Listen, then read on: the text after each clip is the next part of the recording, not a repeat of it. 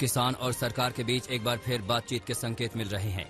सर्वदलीय बैठक में पीएम मोदी ने किसानों से बातचीत की बात कही। पीएम ने कहा कि किसानों से बातचीत सिर्फ एक कॉल दूर है, जिसके बाद किसानों ने भी बातचीत को लेकर सरकार के प्रस्ताव का स्वागत किया है। नरेश टिकैत ने कहा कि हमारी सिर्फ दो ही मांगे हैं, सरकार किसान कानून वापस ले ले और एमएसपी को लेकर कानून बना दे। सभी किसान आंदोलन से जुड़े लोगों की मीटिंग में कहा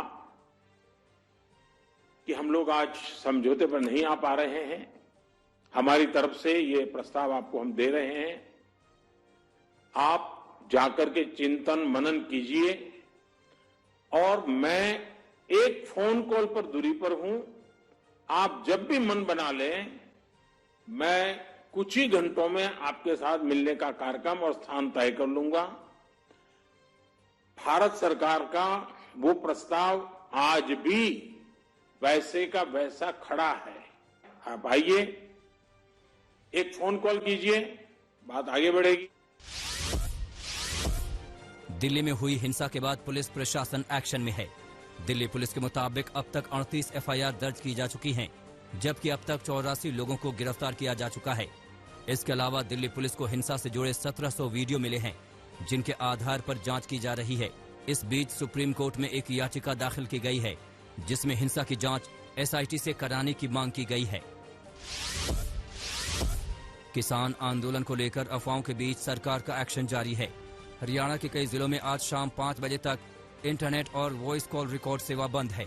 अंबाला, यमुनानगर, कुरुक्षेत्र, करनाल, कैथल, पानीपत, हिसार, जींद, रोहतक, भिवानी, चरखी दादरी, फतेहाबाद, रेवाड़ी, सोनीपत, पलवल और झज्जर में इन सेवाओं को निलंबित करने का फैसला किया गया है।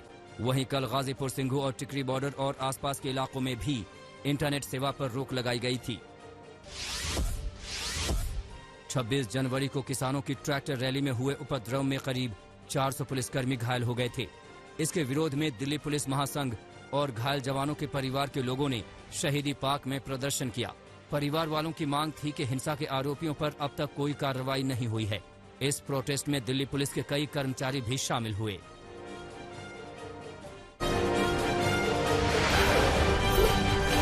दिल्ली के गाजीपुर बॉर्डर पर किसानों का धरना जारी है, लेकिन बीती रात से यहां पुलिस की तैनाती बढ़ा दी गई है। दिल्ली का गाजीपुर बॉर्डर किले में तब्दील दिख रहा है। यहां किसानों की संख्या बढ़ती देख गाजीपुर बॉर्डर पर 12 लेयर की बैरिकेडिंग की गई है। बैरिकेडिंग के साथ यहां नुकीले तार लगाए गए हैं।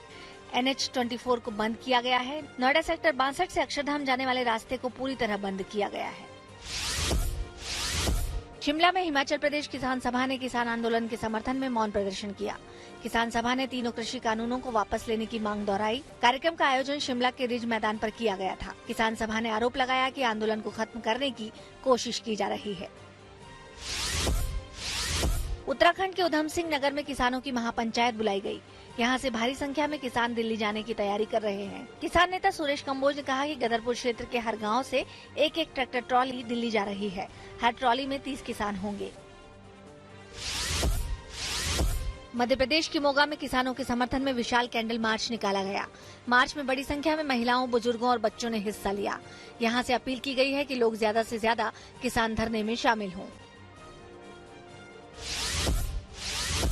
मध्य प्रदेश के रायसेन में किसानों ने 5 किलोमीटर लंबी ट्रैक्टर रैली निकाली। रैली में करीब 2000 ट्रैक्टर शामिल हुए। रैली शहर से गुजरते हुए एसडीएम कार्यालय तक पहुंची और राष्ट्रपति के नाम ज्ञापन सौंपा। इस रैली में करीब 5000 किसान मौजूद थे। किसानों ने नेशनल हाईवे 12 पर भोपाल जबलपुर मार्ग को 2 घंटे जाम किया था।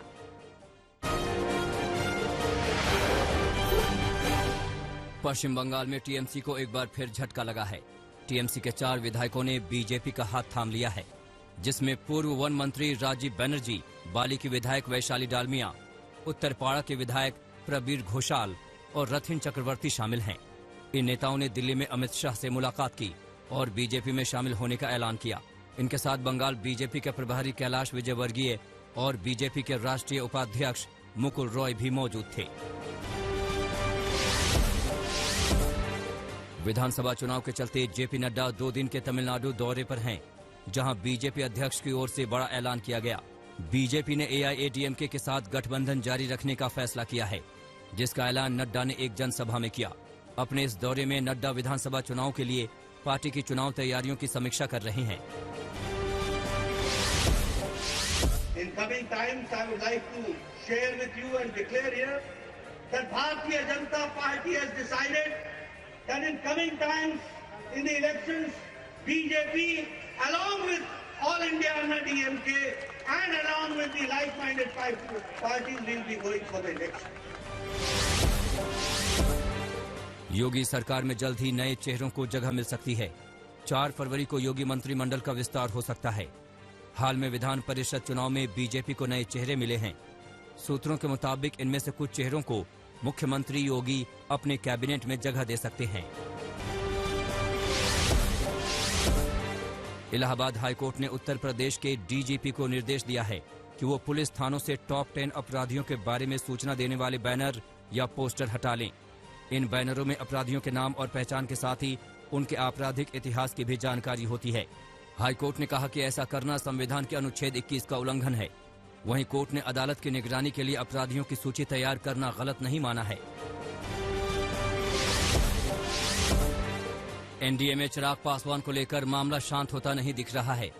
बजट पेश होने से पहले बुलाई गई एनडीए की बैठक में एलजेपी को आमंत्रित किए जाने से सियासी घमासान शुरू हो गया। एलजेपी के अध्यक्ष चिराग पासवान को एनडीए की बैठक का निमंत्रण केंद्रीय संसदीय कार्य मंत्री प्रहलाद जोशी की तरफ से भेजा गया। जेडीयू सूत्रों के हवाले से खबर है कि नीतीश कुमार की नाराजगी के चलते बीजेपी आलाकमान की तरफ से चिराग पासवान को फोन करके कहा गया है कि वो इस बैठक में आमंत्रित नहीं है। गलती से उन्हें एनडीए की बैठक का निमंत्रण चला गया था। लोक जनशक्ति पार्टी ने पश्चिम बंगाल और असम में होने वाले विधानसभा चुनाव में मैदान में उतरने का फैसला किया है। एलजेपी के महासचिव अब्दुल खालिक ने कहा है कि पश्चिम बंगाल और असम विधानसभा चुनाव में दोनों स्टेट की सभी सीटों पर पार्टी अपने प्रत्याशियों को चुनाव में उतारेगी। इसके लिए पार्टी ने तैयारी भी शुरू कर दी है।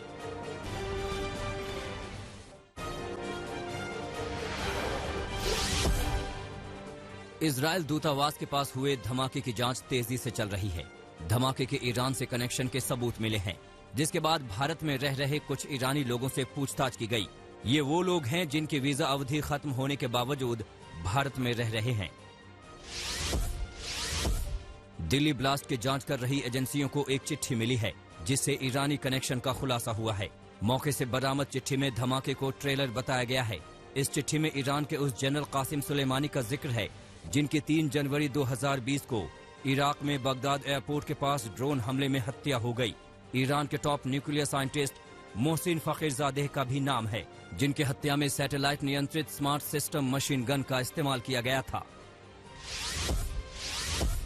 ब्लास्ट की जिम्मेदारी जैश उल हिंद नाम के संगठन ने ली है। इस संगठन ने दावा किया है कि उसने ही इजरायली दूतावास के सामने धमाका करवाया है। देश की खुफिया एजेंसियां इस दावे की सत्यता की जांच कर रही है। खुफिया एजेंसियों ने सोशल मीडिया प्लेटफॉर्म टेलीग्राम पर एक चैट पाया है, जिसमें जैश उल हिंद की ओर से ये दावा किया गया है। साथ ही धमकी दी गई है कि आगे भी ब्लास्ट का सिलसिला जारी रहेगा। दिल्ली पुलिस क्राइम ब्रांच की टीम भी बम ब्लास्ट केस की जांच कर रही है। क्राइम ब्रांच की एक टीम ब्लास्ट वाले अब्दुल कलाम रोड पर कितने लोगों का पिकअप ड्रॉप हुआ है, उसका पता लगा रही है। टैक्सी सर्विस प्रोवाइड करने वाली कंपनी से डेटा मांगा जा रहा है, जिनकी टैक्सी इस रोड पर आई हो। वहीं उसके आसपास के रोड पर पिछले 3 दिन के फुटेज को निकाला जा रहा है। इजरायली दूतावास के बाहर से जहां ब्लास्ट हुआ था, वहां से गुलाबी रंग का एक दुपट्टा मिला है। दुपट्टे के कनेक्शन का पता लगाया जा रहा है। गुलाबी रंग का दुपट्टा आधा जला हुआ मिला है। कोल्ड ड्रिंक कैन के टूटे हुए टुकड़े और बॉल बेयरिंग्स भी घटनास्थल से इकट्ठा किए गए हैं। इसके अलावा धमाके में बैटरी के अंश बरामद हुए हैं। इससे स्पष्ट हो रहा है कि धमाके में टाइमर का इस्तेमाल किया गया था। धमाके की जांच में पता चला है कि जिस बम का इस्तेमाल किया गया था, उसे एक प्रोफेशनल ने तैयार किया था। जांच एजेंसी के सूत्र बताते हैं कि बम तैयार करने वाले व्यक्ति को इसकी ट्रेनिंग दी गई थी। आशंका है कि धमाके के लिए इस्तेमाल विस्फोटक सेना में इस्तेमाल होने वाला विस्फोटक है। हालांकि इस बारे में फॉरेंसिक रिपोर्ट अभी भी नहीं आई है। धमाके की जांच देश की टॉप एजेंसियां कर रही हैं। एनएसजी की एक टीम घटनास्थल पहुंची, जो विस्फोटक का विश्लेषण करेगी। वहीं एनआईए की टीम ने भी घटनास्थल से सबूत इकट्ठा किए, जिसकी जांच की जा रही है। भारत और चीन की सेनाओं के बीच सीमा पर तनाव जारी है। पिछले साल जून में भारतीय सेना के साथ हिंसक झड़प के बाद बॉर्डर एरिया में चीनी गतिविधियां काफी बढ़ गईं। इस बीच सैटेलाइट तस्वीरों से सिक्किम के नाकुला के पास नई सड़कों के निर्माण और नई पोस्ट का पता चला है।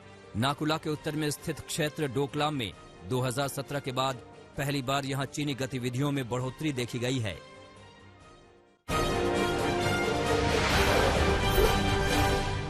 दिल्ली से सटे फरीदाबाद के बल्लभगढ़ इलाके में एक मकान की छत से युवती का शव मिलने से सनसनी फैल गई।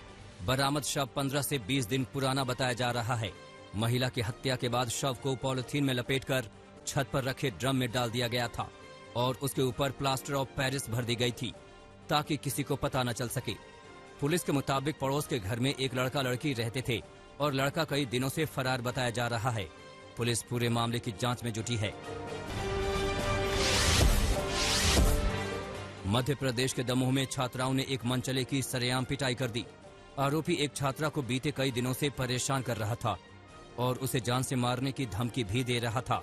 पिटाई के बाद मौके पर मौजूद लोगों ने आरोपी को पुलिस के हवाले कर दिया।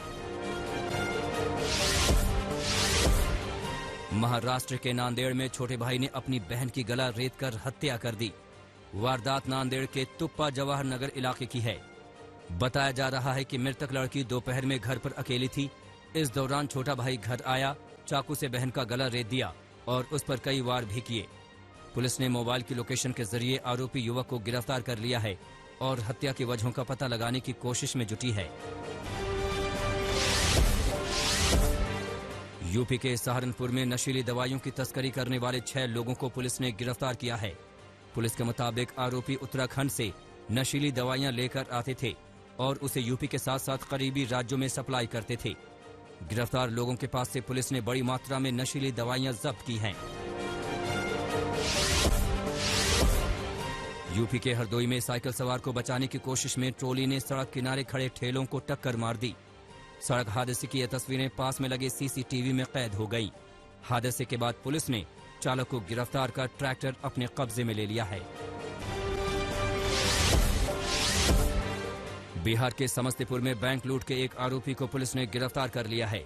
वारदात पिछले साल 30 दिसंबर को हुई थी, जब जिले के सराय जंग इलाके में कुछ हथियारबंद बदमाशों ने बैंक में लूट की वारदात को अंजाम दिया था।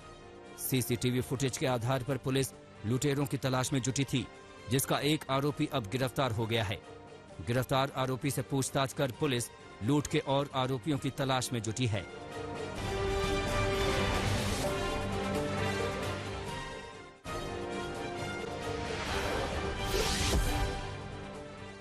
डैनियल पर्ल की हत्या के लिए जिम्मेदार आतंकवादियों को रिहा करने पर अमेरिकी विदेश मंत्री ने पाकिस्तान को दो टूक कहा है कि पाकिस्तान को समय रहते अभियुक्तों की जवाबदेही तय करनी चाहिए। अमेरिकी विदेश मंत्री टोनी ब्लिंकन ने पर्ल हत्या मामले में पाकिस्तानी विदेश मंत्री से फोन पर बातचीत की। वॉल स्ट्रीट जर्नल के पत्रकार पर्ल की कराची में हत्या कर दी गई थी। रूस और टर्की ने नागोर्नो काराबाख सीज फायर पर नजर बनाए रखने के लिए संयुक्त रूप से मॉनिटरिंग सेंटर बनाया है। अजरबैजान के अकदम में नवंबर तक 60 अन्य अधिकारियों को भी नियुक्त किया जाएगा। रूस के समारा में एक अनियंत्रित ट्रक और बस की भिड़ंत में 12 लोगों की दर्दनाक मौत हो गई। 11 लोग बुरी तरह जख्मी हो गए। राजधानी मॉस्को से 450 किलोमीटर दूर ये हादसा हुआ। रेस्क्यू अभियान जारी है। चीन में तीसरी पीढ़ी का परमाणु रिएक्टर बनकर तैयार हो गया है। चाइना नेशनल न्यूक्लियर कॉरपोरेशन ने रिएक्टर के कमर्शियल उपयोग के भी संकेत दिए। हुलोंग 1 के कमर्शियल इस्तेमाल से कार्बन उत्सर्जन में भी कमी आएगी। वैक्सीन राष्ट्रवाद के बढ़ते मामलों को लेकर विश्व स्वास्थ्य संगठन के चीफ ने दुनिया को आगाह किया है कि अब भी एकजुटता नहीं दिखाई गई तो बड़ी कीमत चुकानी पड़ेगी। कुछ देशों में वैक्सीन के स्टोरेज से कोरोना महामारी बढ़ सकती है। अल्जीरिया में सबसे पहले मेडिकल केयर और उम्रदराज लोगों को वैक्सीन दी गई। स्वास्थ्य अधिकारियों ने लोगों को अभियान में हिस्सा लेने की अपील की है। अफ्रीकी देश अल्जीरिया को रूस ने स्पुतनिक वी के करीब 5 लाख डोज दिए हैं। दुनिया में कोरोना के आंकड़े 10 करोड़ 27 लाख के पार हो गए हैं। वैश्विक महामारी में अब तक 22 लाख 18 हजार से ज्यादा लोगों की जान जा चुकी है। 7 करोड़ 44 लाख से ज्यादा लोग कोरोना से ठीक हो चुके हैं। नमस्कार, मैं हूं अंशु शर्मा और हमें उम्मीद है कि आपको ये वीडियो जरूर पसंद आया होगा। ऐसे ही बाकी वीडियो देखने के लिए देखते रहिए द इंडियन समाचार और वीडियोस पसंद आने पर हमारे चैनल द इंडियन समाचार को लाइक, शेयर और सब्सक्राइब करना ना भूलें।